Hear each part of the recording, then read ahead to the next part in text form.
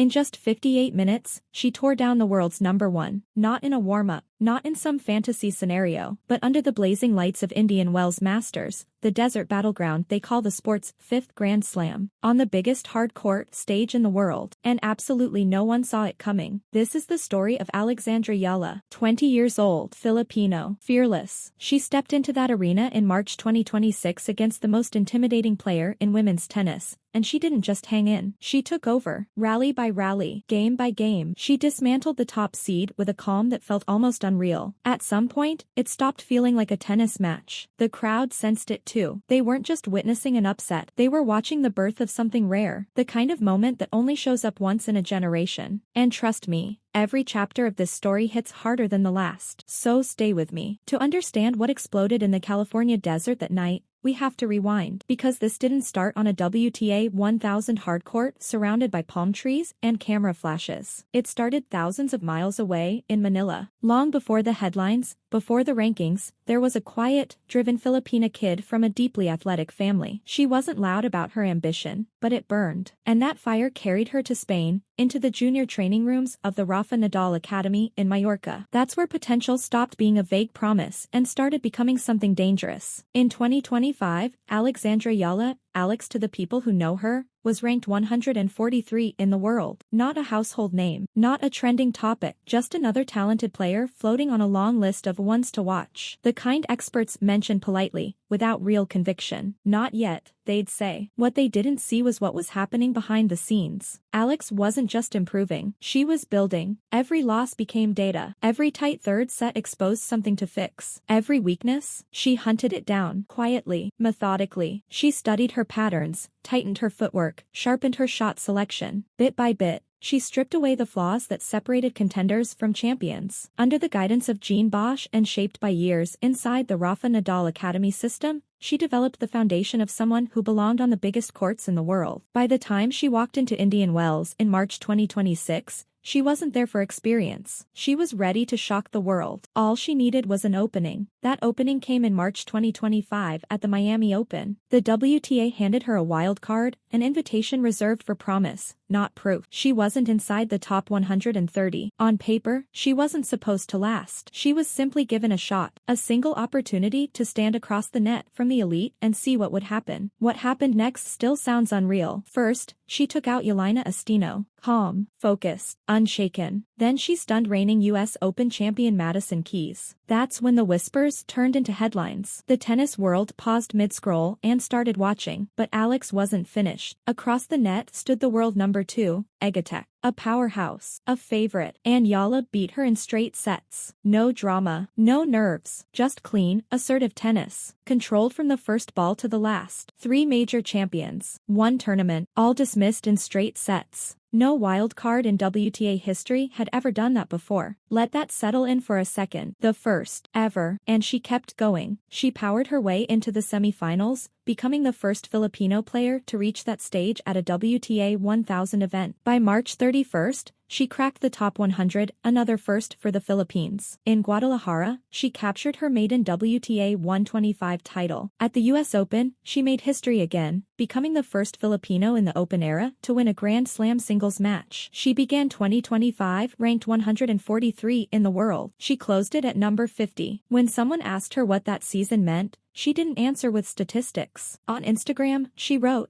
"My dreams have truly come alive." She called the year a blessing, a flood of unforgettable moments, a love letter to her family, her friends, her team, everyone who believed in her. And, in her words, to baby Alex, the little girl who dared to dream in the first place. By then, she had already done what many thought was impossible. So heading into Indian Wells Masters in 2026, the question felt both simple and intimidating. Was that magic repeatable? Because Indian Wells isn't just another stop on tour. It's not only about the prize money. It's something bigger than that. Indian Wells is different. Yes, the courts shimmer in that deep blue. Yes, the desert backdrop looks almost unreal against the California sky. But it's not the colors or the mountains that make it special. It's the feeling. When you step into Indian Wells Masters, it feels like a grand slam. The air is heavier. The stadiums are packed from the first ball. Every cheer echoes a little louder. Every mistake feels amplified. The best players in the world don't just show up there. they arrive with statements to make. And in 2026, the name sitting at the very top of the draw was no surprise. Aryna Sabalenka, world number 1, Belarusian powerhouse, a reigning finalist at Indian Wells. Fresh off a dominant run at the Australian Open, her baseline game had overwhelmed nearly every major champion of her era. Her serve didn't just land, it exploded, like a crack of thunder across the stadium. When she touched down in the desert,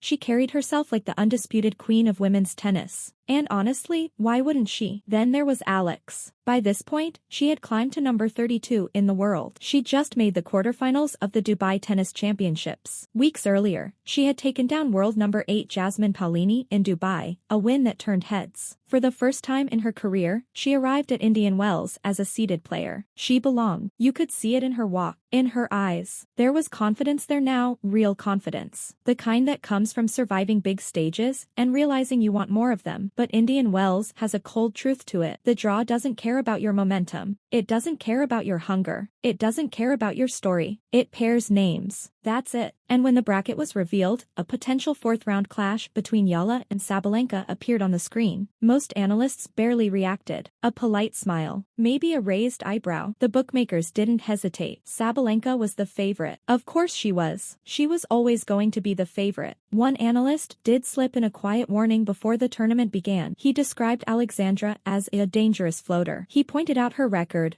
4-4 against top 20 players, 2-2 against the top 10. He noted that her game didn't rely on a massive serve. Then he added 3 subtle words. There's a ceiling. It was buried in a long column most people skimmed past. But it was there. A small acknowledgement that maybe, just maybe, this young Filipina hadn't shown everything yet. Still, no commentator, no statistician, not even the most devoted members of the Filipino diaspora tracking her every match could have fully imagined what was about to unfold on that court. Those 3 words, there's a ceiling, turned out to be the understatement of the entire season, because what unfolded that afternoon happened so fast, so cleanly, so ruthlessly efficient, that people in the stands almost couldn't process it in real time. It felt less like an upset and more like a shockwave, something that would be replayed and debated for years. The match began under the warm California sun at Indian Wells Masters. From the very first game, something was different about Alex. She wasn't nervous. She wasn't tight. She wasn't overwhelmed. If anything, she looked unusually calm, almost eerily so. She stepped up to the baseline with purpose. And right away, she did the unthinkable. She disrupted Aryna Sabalenka's rhythm. Those booming opening serves, the heavy, violent deliveries that had blown so many players off the court, came back with depth, with angle, with intent. Sabalenka tried to establish control the way she always does. Big serve, crushing forehand, push the opponent back, force the error. It's a formula that had dismantled champions. It had dominated the tour in 2026. But on this day, it wasn't landing. Alex refused to retreat. She absorbed the pace, redirected it, and struck into the open space before Sabalenka could recover. It was controlled aggression, sharp footwork, fearless shot selection, the stamina to stretch rallies when needed and the instinct to attack when the door cracked open. That balance, offense and endurance, was flawless. Before the crowd had fully settled into their seats, the first set was over. 6-2. Eala. You could feel the shift inside the stadium. There's a specific sound a crowd makes when it realizes it might be witnessing something historic. A low murmur begins high in the stands. It travels downward, row by row, like a ripple moving toward the court. And Alex didn't ease up. When the second set started, she didn't hesitate. She didn't play safe. She didn't wait for Sabalenka to unravel under pressure. She took command. Every return felt like a statement. Every passing shot, a message. She wasn't reacting to the world number 1. She was dictating to her. In the stands, thousands of Filipino fans were on their feet. The same passionate energy that had followed her from Manila to Dubai was now surging through the California desert,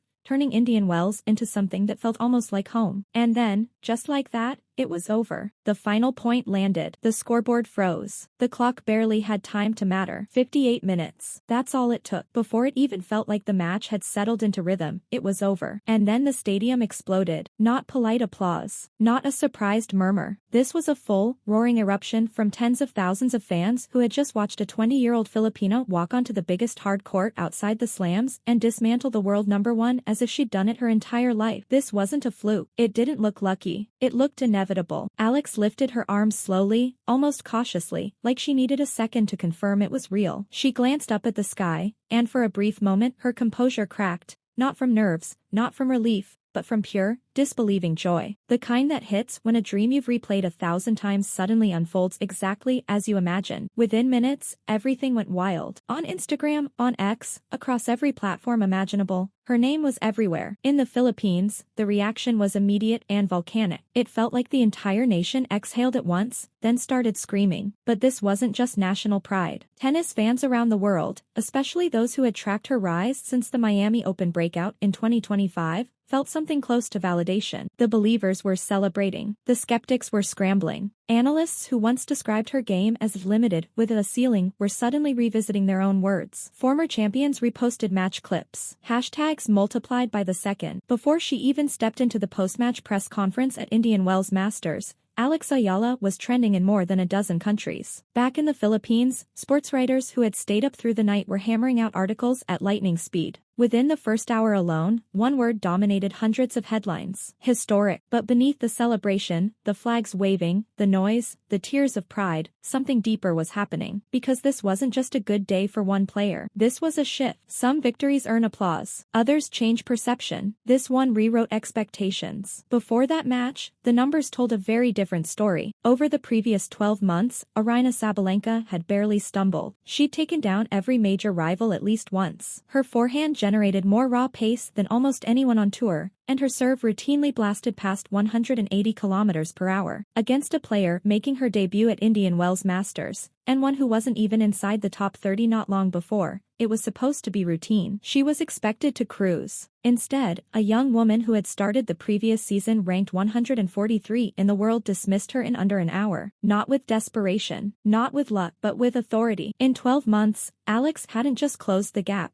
She had leapt past it. And in the post-match press conference, while the noise outside continued to swell, Eala sat there composed, steady, unmistakably grounded. When asked how she processed a win like that, she didn't deliver a dramatic speech. She simply said, "I have faith in myself. I've had faith in myself for a long time. I just needed everyone else to see it." That's not something you hear from someone who thinks they got lucky. That's the voice of someone who always believed this moment was inevitable. Now, step back from the viral clips. Step back from the trending headlines. What does this actually mean for women's tennis? For years, the conversation has circled around the same question. Who's next? Who will truly challenge the established order? Who will consistently threaten the dominance at the top? Names have surfaced before. Some flashed brightly, then faded. Others carried heavy expectations that became too much to bear. The tour is relentless. It doesn't nurture potential, it tests it. And if you can't deliver, it moves on without hesitation. Tennis doesn't reward hype, it rewards results. Since the breakthrough at the Miami Open in 2025,